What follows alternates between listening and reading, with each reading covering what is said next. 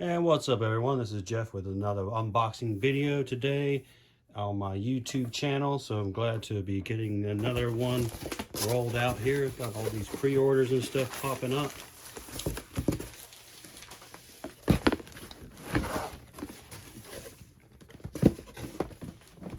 And this is an InFlight 200 model, obviously, as you can see by the box.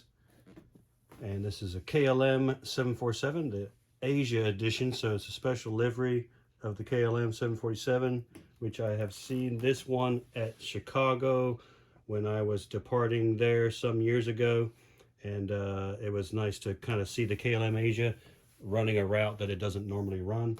So this is Papa Hotel Bravo Foxtrot Charlie, that's the aircraft registration. InFlight 200 model IF744KL1221, purchased from Collectible Jets. Serial number on this actual aircraft is 23982, line number 735, and this is a Boeing 747-406M, and the aircraft name on this one is Calgary. And this aircraft was retired from the fleet in March 14th, 2018. Of course, KLM, one of the carriers that hung on to their 747s longer than some of the others. But of course, after the arrival of coronavirus has resulted in the end of operations of lots of our 747s. Although we're seeing some comeback from the Lufthansa group, and they're one of the few carriers still running the 747. I think we also have Air China and maybe one or two others, but very limited scope on the 747 these days. First flight of the actual aircraft here, June 30th, 1989, and was delivered to KLM September 1st, 1989. And the engines on this are the GE CF6-80C2B1F, which is pretty much typical for the 747-400. They offer also the Pratt & Whitney and also the Rolls-Royce RB211, the Pratt & Whitney 4400, I think it is, but not on this particular variant. Seating configuration on this aircraft is 35 of the business class, 36 of the premium economy, and 197 economy seats for a total of 268. The length on this actual aircraft, 231 feet 10 inches. The wingspan, 211 feet 5 inches, just a giant. The width, 19 feet 11 inches. Height, 63 feet 8 inches. Maximum takeoff weight, 602,500 pounds. Range, 7,285 to 7,670 nautical miles. The maximum fuel weight, 63,705 gallons. What a price tag at the pump that has to be. Max thrust of the engine, 63,600 pounds. And the fan diameter of the engine, 93 inches. So let me give you a bit of detail on KLM, Royal Dutch Airlines. They're the flag carrier, Holland, and they're headquartered in Amstelveen, which is their hub at Schiphol. And they started their operations in 1919, making it the oldest operating airline in the world. They have a fleet of 110 aircraft and 35,488 employees at the time of this video. And KLM Asia is a wholly owned subsidiary of KLM, registered in Taiwan and established in 1985 to operate flights to Taipei without affecting KLM's operations in China. Obviously, we know there's some tension between China and Taiwan, and this aircraft doesn't have the flag of the Netherlands on it, and the crown logo that is typically on a KLM aircraft has been replaced with the Asia wordmark, which we see there on the tail. And these aircraft are sometimes used to service other parts of the KLM network, and that's how I ended up running into one of these while I was on my other travels. And the company was founded basically in 1998 after an aviator named Albert Plessman sponsored an aviation exhibition in Amsterdam, which over 500,000 people attended. And as a result, several commercial interests decided they wanted to establish a Dutch airline, which Plessman was nominated to head. And then later in 1919, Queen Wilhelmina awarded the airline with the royal predicate. That's why we have the Royal Dutch Airlines. And then October 7th, 1919, KLM was founded with Plessman as its administrator and director. The first flight was from London to Amsterdam on May 17th, 1920. And their first intercontinental route was in 1924 with a destination in Jakarta, Dutch East Indies. And that was a long-held destination. And one time it was the longest international route. for any airline. And in February 1971, KLM introduced the first 747-200 as its first wide-body airliner. And then in March of that year, KLM also opened its current headquarters, which I mentioned earlier, in Amstelveen. In 1975, KLM introduced the 747 Combi, which was to deal with overcapacity. So the Combi was where we had a combination of passengers and freight on the main deck, with a cargo door on entry to the main deck, which is always an interesting aircraft. And then in 1983, KLM began converting some of their 747-200s to the stretched upper deck version, and also added the 747-300, which, if you may recall, is the big top edition. And then the 747 was introduced in 1989, the 400 variant, which we see here. And then KLM's had a few different operations with different groups. So they had a relationship with Northwest Airlines, and later founded a partnership with Air France in 2003, and then joined the SkyTeam Alliance in 2004. So that's some of the background of KLM. And let's have a look at this box. We got some nice detail on the picture there, which is always really cool to see lots of information. And then we have no extra real details here in terms of other things to look at. If you haven't gone to the InFlight 200 Models app, it is it's not the easiest thing to use. I've used it a few times, and it's a bit challenging to see really what's coming out, and to move around and look at things, but hopefully they'll make some improvements with that pretty soon. So let's go ahead and take this out of the box. And this is going to be an interesting one to see, because some of the in-flight models don't have all of the features that we expect when we see our models from Gemini and JC Wings, etc. And I expect that to be the case here as well. So InFlight also has made a much of the BOAC models that I've purchased. We've got our KLM Aisa 747, nice 1/200 scale, excellent. So yeah, the BOAC and the British Airways livery are in flight. I have a number of those. So.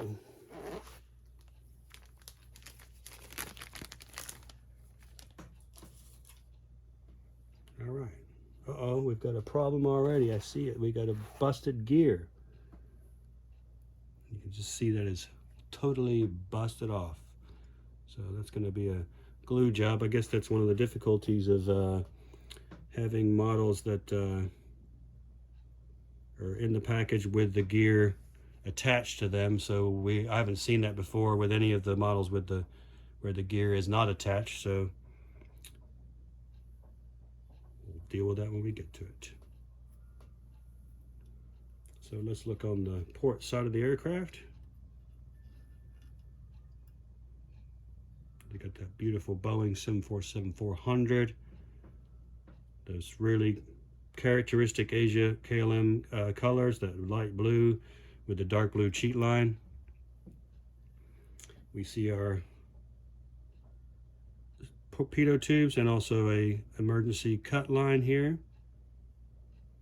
Got our cabin windows, our cockpit windows, our windshield wipers, the spray nozzles, the partial registration, the Foxtrot Charlie there above the cockpit windows, the crew escape hatch, this beautiful KLM Asia title, KLM.com, and of course the KLM have got a very strong social media presence. They're definitely very well connected. In that beautiful swan, the world is just a click away. Very cool. So we have our static ports here, illumination light there just past the L2 door,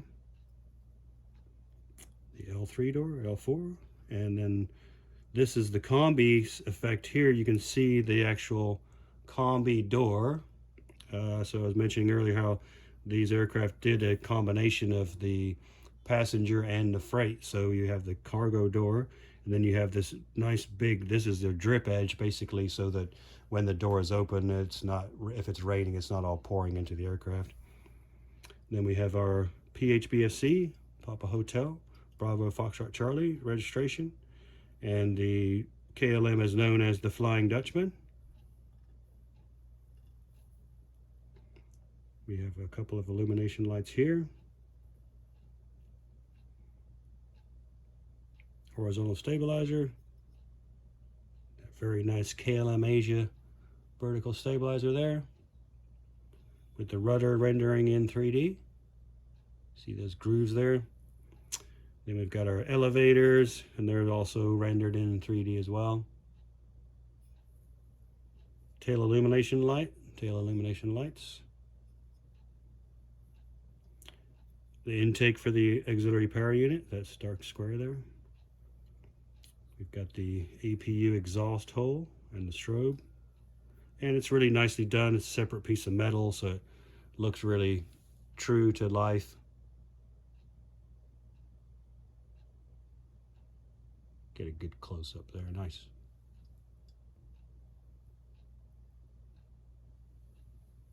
So let's look at the starboard side here. And of course we've got our R5 door, illumination light, the Flying Dutchman, the registration, the bulk bin door. We've got the lower cargo hold door here.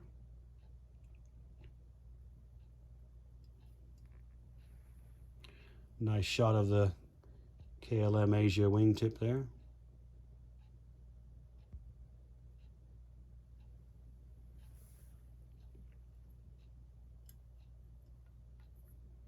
We have the forward cargo hold door. And no real detail of the wording there, but just some boxing.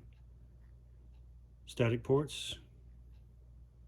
Of course, this is the city of Calgary. Illumination lights, pitot tubes. Let's look at the upper surface here. Got our anti-collision beacon. Various antennas, including VHF antennas, traffic collision antennas.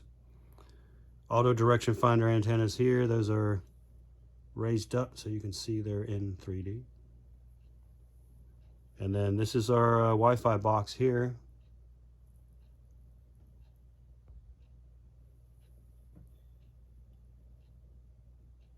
And the 747, just such an impressive aircraft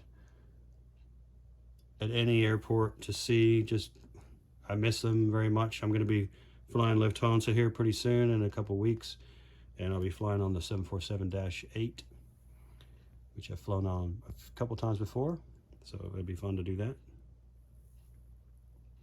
But just, yeah, stunning aircraft, the 747, so iconic. Of course, everything's been replaced by the twin engine wide bodies, the Dreamliner, the A350, the 777 have all taken over all these routes just for the sheer sake of efficiency.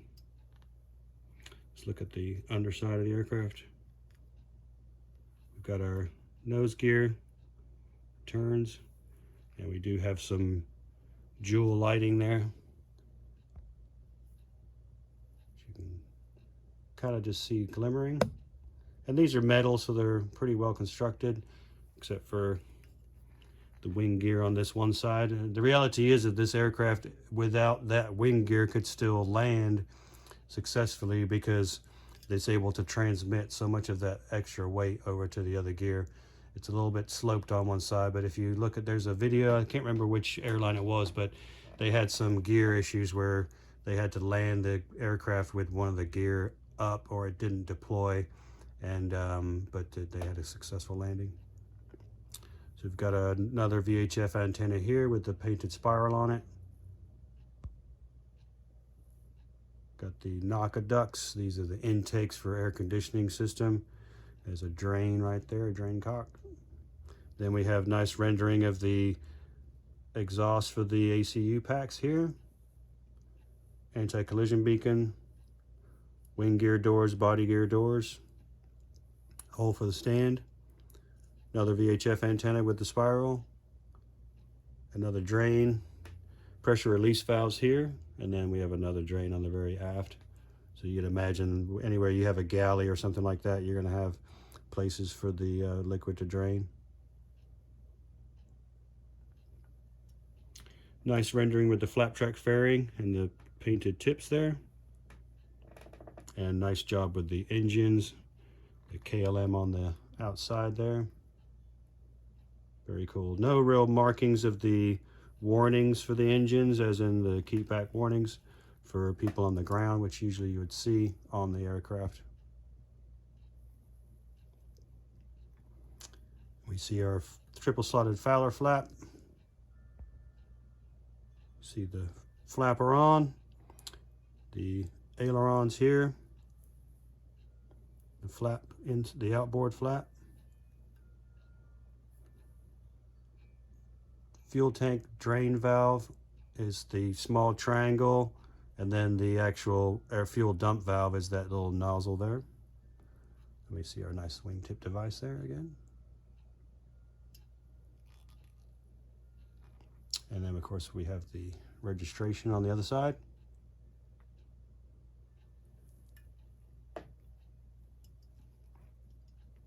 And then the top we see the Krieger slats, the spoilers, flaps, flapper on, ailerons. Likewise on the starboard side, we have the navigation light here on the wingtip, the green. And then we have the corresponding red on the other side.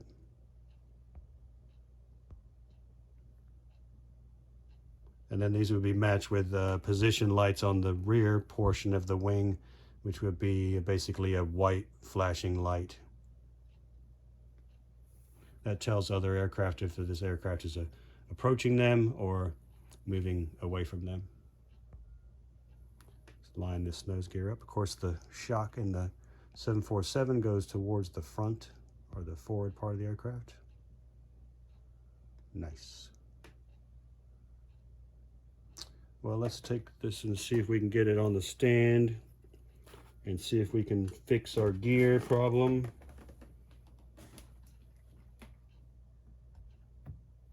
Aircraft sits nice and flat even with the missing gear.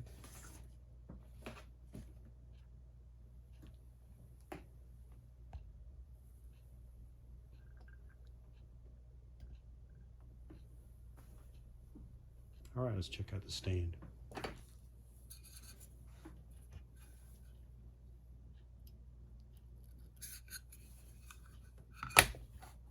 Beautiful. This is my first KLM model. I have flown KLM, but just on a 737, which I flew to Amsterdam from Geneva a few years back.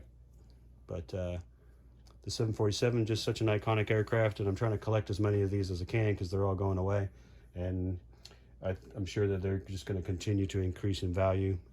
So, and I've flown on the 747 a number of times, never the 400. I was almost going to fly the United version, but my flight got rerouted. But I've flown on the 100 Classic and the 200 a few times when I was a lot younger. And they're just such a really cool aircraft. It's cool to know that you've been on one and experienced it. All right, let's have a look and see if we can spin these engines up a little bit. Now, typically InFlight's engines won't spin at all.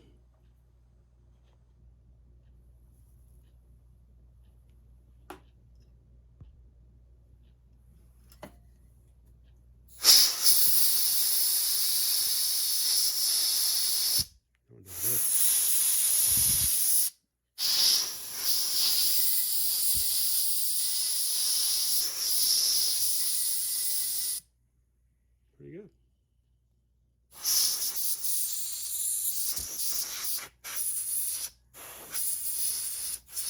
Not so much that one.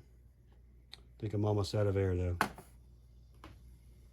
All right, well, I'm gonna get some glue and we'll put this other gear on and see if what we can't make of it. Okay, so I glued that gear back on. I really don't want to touch it at all because I don't want it to break off again. But I think I got it back in a pretty decent position. It's got a little bit of a tilt to it. These gears don't tilt. They do roll, but they don't tilt. So I think just having that stiffness there means that they're a bit more susceptible to damage. But I will keep this on the stand anyway, because that's just my preference. But I think we got her all ship shape now. And she sits on there beautifully. So let me know if you got this model, or if you're collecting 747s like me. They are swiftly disappearing, so it's kind of a sad day, but they're all being taken over by these other more efficient airliners, which makes perfect sense, but just sad to see these go. But let me know if you got this model, or if you've got 747s of your own. If you ever need to do some repairs, this is what I'm using, this Loctite super glue. It's pretty efficient at doing the bits and pieces I need to do, so that's a good suggestion. It seems like I've had a lot of models lately that have had to get repairs done as soon as I get them out of the box, but anyway, that's how it goes sometimes. Anyway, like this video if you liked it, and make sure you are subscribed to the channel. Please give me as much support as possible, and keep on watching my videos. I got more content coming, so we'll see those as they come out. All right, thanks a lot for watching.